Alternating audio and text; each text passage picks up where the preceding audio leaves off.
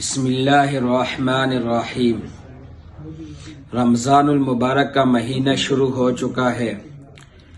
رمضان المبارک کے روزے قرآن مجید سے بھی ثابت ہیں اور احادیث مبارکہ سے بھی ثابت ہیں۔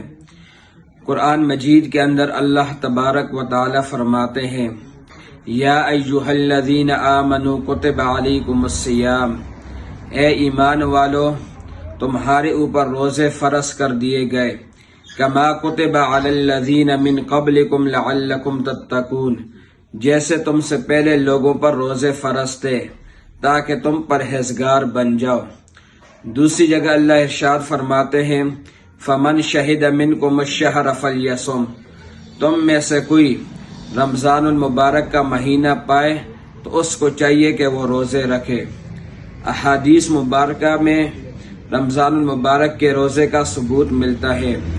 حضور اکرم صلی اللہ علیہ وسلم فرماتے ہیں کہ جس شخص نے رمضان المبارک کا مہینہ پایا تو اس کو چاہیے کہ وہ اس مہینے کے روزے رکھے۔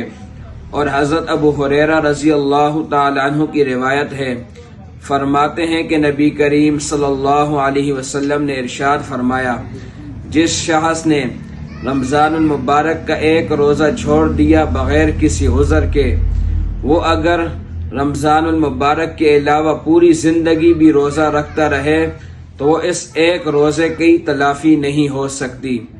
فرض تو ادا ہو جائے گا، اگر کسی شخص سے رمضان المبارک کا فرض روزہ رہ گیا تو بعد میں اگر وہ کفارہ ادا کر دے تو فرض تو ادا ہو جائے گا، لیکن جو رمضان المبارک کے روزے کی برکت ہے وہ پوری زندگی اگر وہ روزہ رکھتا بھی رہے تو پھر بھی وہ برکت حاصل نہیں ہو سکتی۔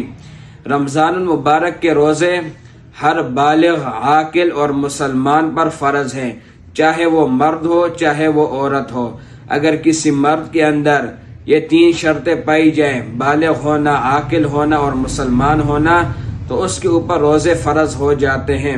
اسی طرح عورت کے اندر بھی اگر یہ تین شرطیں پائی جائیں، بالغ ہونا، عاقل ہونا اور مسلمان ہونا، تو اس عورت پر بھی رمضان المبارک کے روزے فرض ہو جاتے ہیں۔ چند لوگ ایسے ہیں جو اس سے استثناء ہے، ان کے اوپر اگر رمضان المبارک کا فرض روزہ آ گیا لیکن وہ اگر بیمار ہیں یا مسافر ہیں تو پھر اگر وہ روزے کو چھوڑ بھی دے تو ان کو گنجائش ہے۔